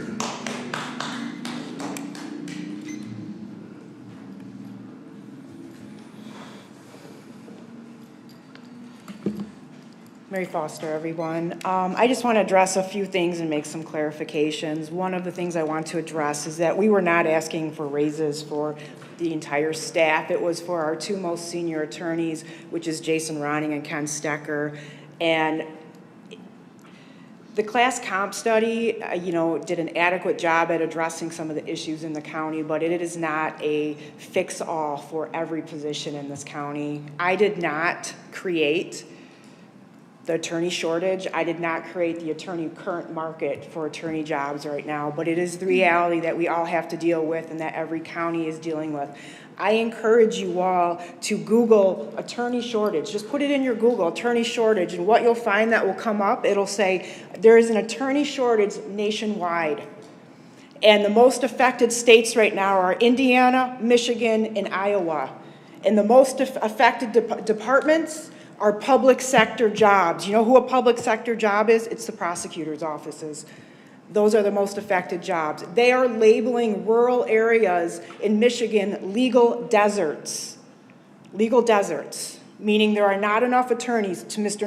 Northrup's point, not enough attorneys to fill the positions. I did not create the market. Mr. Fitz did not create the market. I wish there were more attorneys in Cass County to fill these positions. The class comp study, if it is not addressing the issues of the county, then it is not a good study and you need to go beyond the study. The class comp study, if it is not retaining attorneys, then you need to go beyond the class comp study. What good is a class comp study if it's not doing its job and we're losing our attorneys? We have an attorney of 20 years leaving and maybe an attorney of 36 leaving now. What good is this class comp study if we cannot retain our staff? I ask that you go beyond the class comp study and you address things like experience and merit. We will now have to probably fill two vacancies now, and to the point of whomever, maybe this gentleman in the back made about a vacancy in family court for over a year. We may now be having 2 more vacancies in the prosecutor's offices. How do you propose we fill that when we can't even fill our current? And I would like to say that this is not a fear-based argument. This is the reality we are all facing, and I think Cass County needs to come to that acknowledgement. The market has changed for attorneys, and it needs to be addressed. I thank you for all your time today, and again, I thank you for putting this on the agenda for the discussion. Thank you.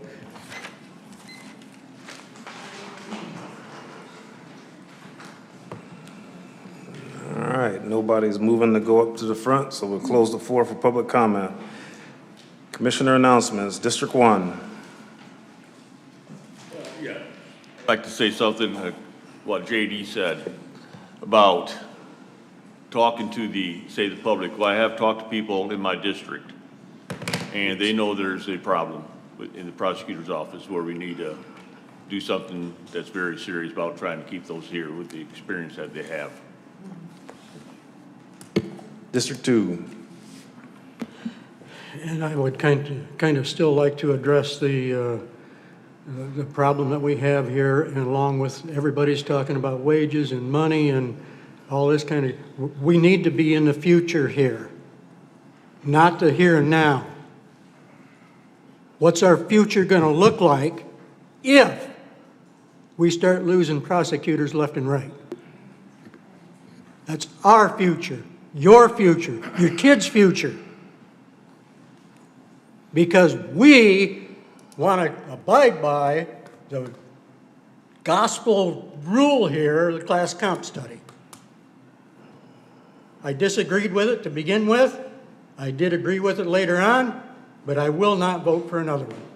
We spent $60,000. Half of the people were satisfied with it, and half of them, and I talked to them, were not satisfied with it. So we need to start thinking. We need to, just like everybody said, we got to start coming together. We got to start working together. If we don't work together, things are not going to happen. Or the things that are going to happen are not going to be good. And I hope you people understand that. Thank you. District 3. I think I've said enough. I'm going to reserve the right to remain silent. District 5. District 6. Yes, so just to respond on a couple things. First off, I've always been open to meet. I do have a full-time job. This is not my full-time job. So as far as running down to the county every time somebody wants to meet, it's just not feasible. Let's step into the future. I do have Microsoft Teams. Anyone's always welcome to have a Teams meeting with me, which I've extended the invite to your office, Prosecutor Fitz. On February 25th, I told you that I would meet with you virtually anytime you wanted. But anything regarding the step increase discussion or any compensation matter, that I was not going to tolerate it. The next thing I'll say, we did have $60,000 invested into that class comp study, again, that we only did 6 months ago. $60,000 is what it took us to do this class comp study in completion. It took a while for us to get there. But if we now break that mold of the class comp study, it's not going to hold anyone back, any other elected office, to come to us and then ask for exceptions on their class comp study. And now we're into this situation where we're just going to have to start nickel and diming it. And we've just pretty much just thrown that whole $60,000 investment in the trash, which I'm not in favor of throwing taxpayer dollars in the trash. The next thing I want to bring up is about any employee. I get it. Employees' experience, compensation, it all matters. But when you take on a job and you're hired in for $70-something thousand, where is the sudden where do you suddenly expect that you're just going to get more compensation? Who's giving you that impression? Where is that coming from? Why would you anticipate to step into a role at such pay and then suddenly be bumped up because you have 35 years experience? If you accepted a job at a certain pay scale, then you should expect to get paid that pay scale. That's how things work in the normal day-to-day sector, which I guess I might be out of loop. And then a couple years ago, Sheriff Banky came to us with an issue with the shortage. There was not going to be 24-hour road patrol. That problem got solved by Sheriff Clint Roach. Ask him how that got solved. There are solutions here. I'm not negating that we don't have a problem, because we do have a problem, as stated. A problem that was not created by the prosecutor's office, but a problem that was not created by this community, this board, or this county. We're doing what we can to uphold everything where we can, but again, we are working with the responsibility of the county budget, of these taxpayers, and we've done everything that we can on our end. Other than finding additional funding, whether it be we go to the state of Michigan and ask them to somehow step in and solve this issue for us, or we go to our taxpayers and ask them to open up their wallets in another millage. I don't know how else we can afford this situation. District 7. I just want to say to Mr. Stecker and Mr. Runnan, I do appreciate everything that you've done. I think we all do here. And this is the worst meeting I've ever been to, and I've been here 16 years. District 8. I don't have anything at this time. All right. There's nothing else. We are adjourned.